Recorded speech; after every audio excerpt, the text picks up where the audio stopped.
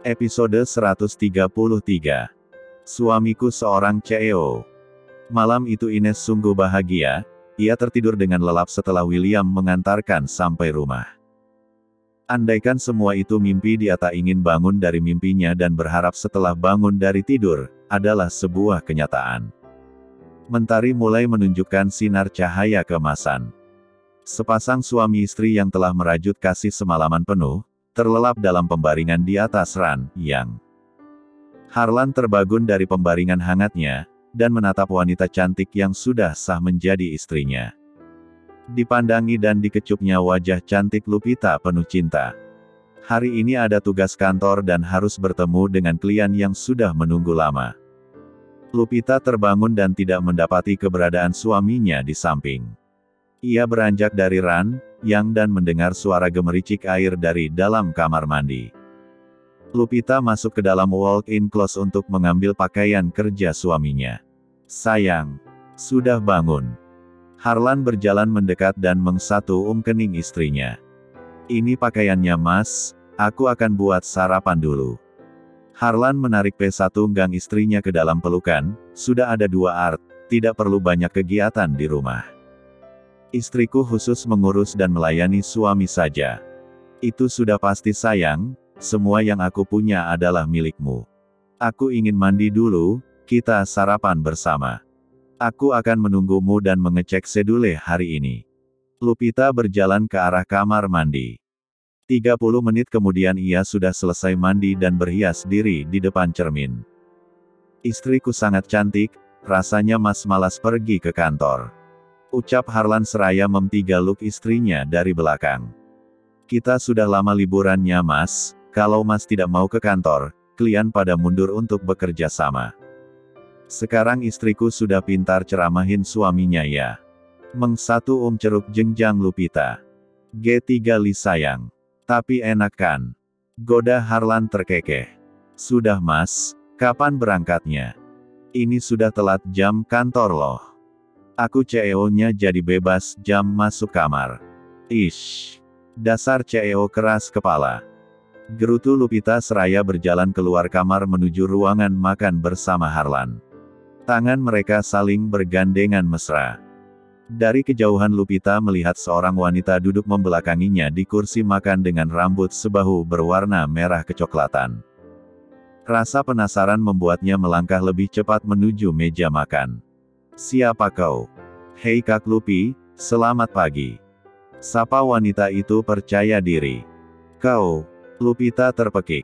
"Kak Harlan, apa kabar? Hampir 10 hari kita nggak pernah ketemu, terakhir di pernikahan kakak kan kita bertemu." Imbuhnya tersenyum ramah.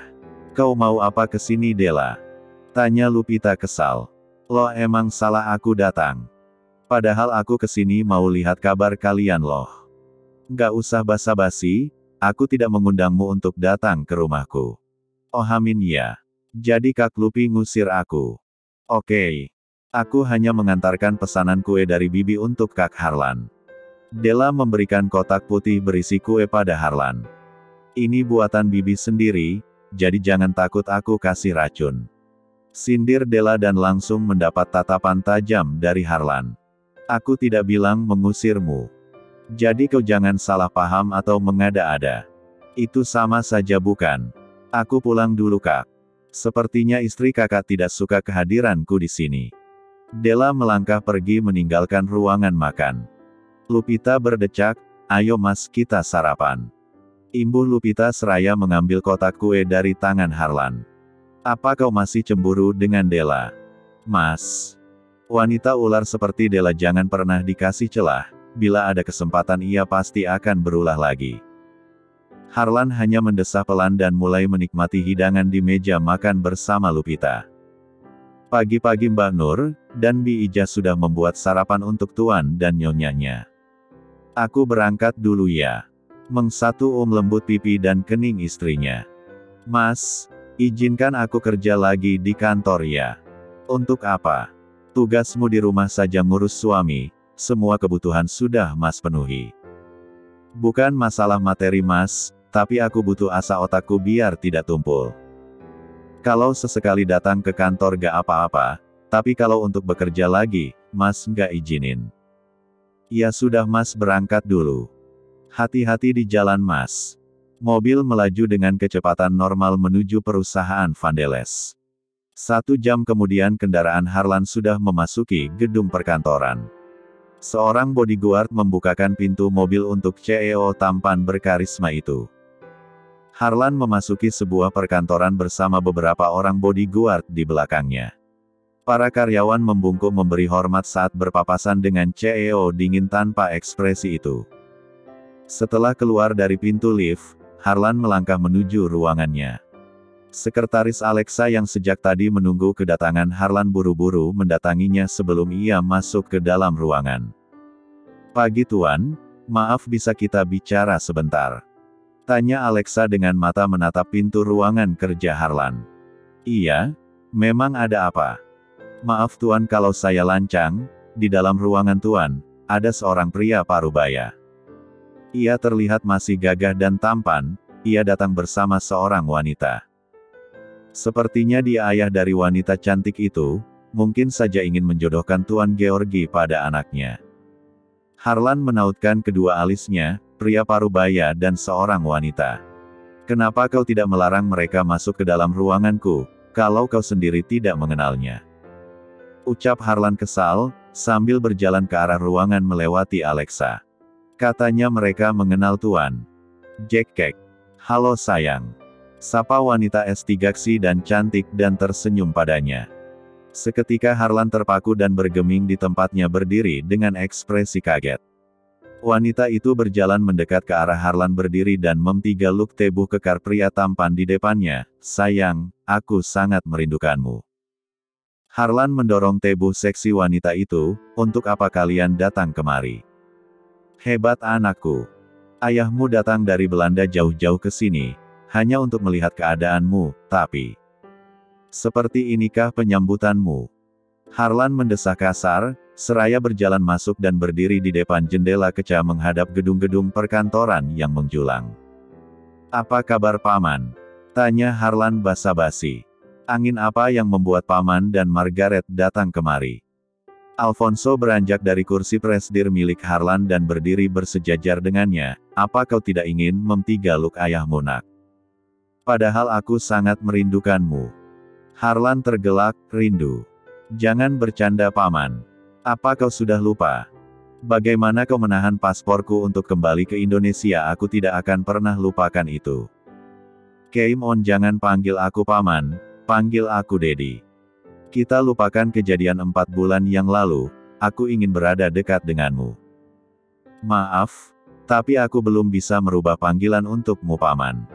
"Oke no problem, I accept your decision. Boleh kita bicara? Aku sengaja datang kemari untuk membicarakan kerjasama dengan perusahaanmu." Harlan mengangguk dan mereka duduk di sofa bersama Alfonso dan Margaret. "Katakanlah Paman. Apa tujuan Paman dan Margaret datang ke kantorku?" tanya Harlan penuh selidik dengan tatapan mengintimidasi. Episode 134. Alfonso mulai membetulkan duduknya agar terlihat nyaman. "Kau tahu bukan? Perusahaan yang kau bangun ini juga milikku." Harlan mengeritkan keningnya. "Apa maksud Paman? Jadi ingin mengambil alih perusahaanku dengan alasan juga milik Paman?" "Bukan begitu maksudku, kau dengarkan dulu penjelasanku sebelum kau bicara." Harlan mendengus kesel. "Aku tidak akan mengambil perusahaanmu, justru aku ingin menambahkan beberapa anak cabang perusahaan Vandeles. Dan Margaret salah satu pemegang anak perusahaan baru." "Tidak bisa begitu Paman, aku tidak setuju. Aku tidak akan mengusik perusahaanmu Gurji. Aku hanya buat anak perusahaan baru di bawah naungan Vandeles." "Hufet." Harlan meniup kuat, "Sebenarnya Paman bisa buat perusahaan baru tanpa harus melibatkan perusahaanku. Bahkan di Belanda sudah ada perusahaan milik keluarga Margaret. Buat apa repot-repot buat perusahaan di sini? Justru kami ingin memperluas dan mengembangkan jangkauan kami di berbagai negara termasuk Indonesia." "Hufet dasar XXZ," desah panjang Harlan terdengar lirih. "Kenapa kau tidak mau bantu ayahmu? Kau tidak usah khawatir Gurji, Perusahaan permata dan berlian akan menjadi milikmu. Cuma satu permintaanku, mari kerjasama untuk memajukan perusahaanmu lebih berkembang. Kalau aku sudah meninggalkan Belanda, berarti aku sudah tidak berharga dengan perusahaan berlian. Paman sumbangkan saja untuk yayasan panti jompo, anak-anak telantar yang butuh biaya. Kau itu sudah gila, Gurji. Mana mungkin aset berharga itu akan aku sumbangkan ke yayasan. Perusahaan itu milik keluarga Vandeles, nenek moyang kita yang sudah turun-menurun memberikan semua itu. Harlan mengusap wajahnya berkali-kali. Baiklah, aku akan bantu meluluskan keinginan paman. Tapi hanya untuk anak perusahaan, dan jangan mengatur apalagi ikut campur di dalam perusahaanku. Kau tenang saja, ayah tidak selicik itu.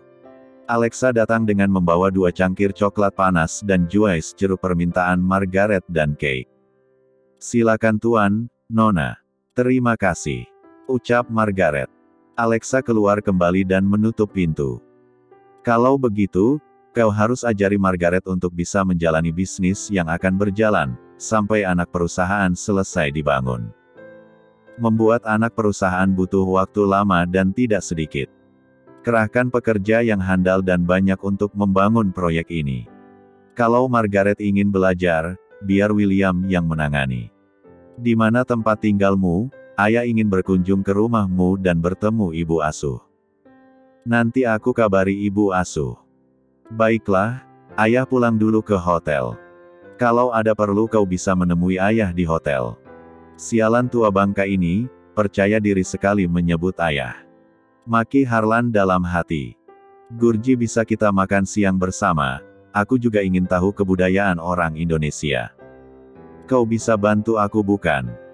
Ucap Margaret manja, rupanya ia sedang mencari perhatian.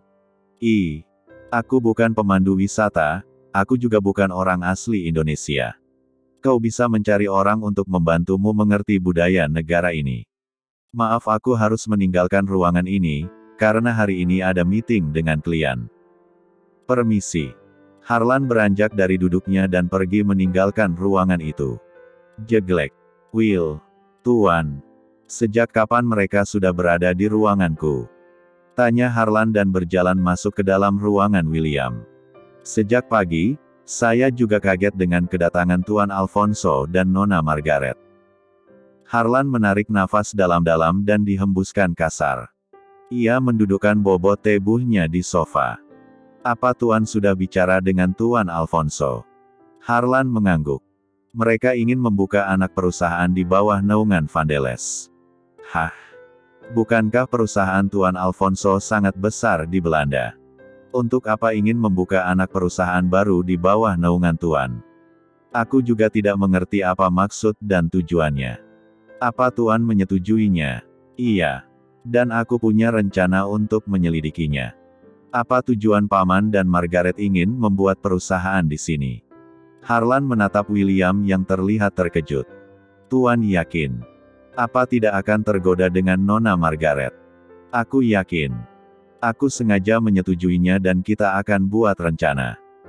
Masalah Margaret kau tidak usah khawatir, aku sudah memiliki istri dan tidak akan mudah tergoda.